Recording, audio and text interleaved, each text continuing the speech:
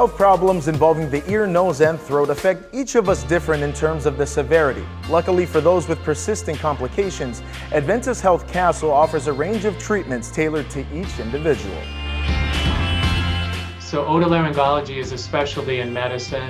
It involves both medicine and surgery. We take care of problems in the head and neck area, predominantly in the ears, the nose, and the throat, lumps and bumps in the neck, and issues like that too. I'll see people of all ages, both males and females. And so in a given day, I might see a 92-year-old woman who's hoarse or has been hoarse for several weeks.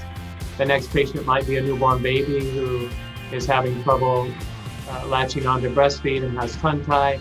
Patient after that might be a teenager who broke their nose, and the next one could be a middle-aged person who is having chronic sinus infection. So it's a wide variety of issues that we treat. We're seeing more of the people that have been hoarse multiple times over the course of the year, or just sustained hoarseness. We don't see people for their first sinus infection, but once they've had 4 or 5 of those in a year or consecutive years of sinus infections, they would come to see us. I would say in the children in that group, we're seeing more chronic ear infections in children who snore and wake up frequently because they might have a little sleep apnea related to large tonsils and adenoids. In young adults and middle-aged adults, it's more likely to be difficulty breathing through the nose because they had an injury in high school and broke their nose, and now they can't breathe because their septum is deviated, or they develop chronic sinus infections. And then as people get older, maybe more hearing loss and hoarseness and issues just related to aging in on this part of the body.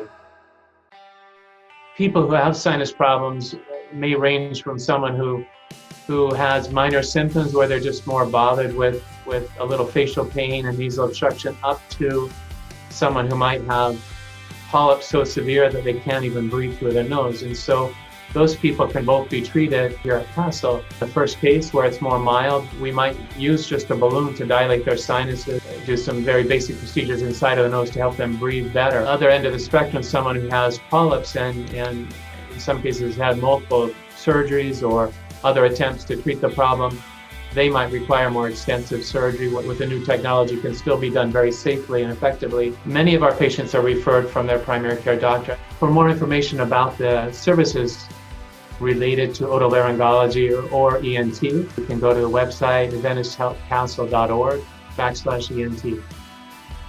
Brought to you by Adventist Health Castle.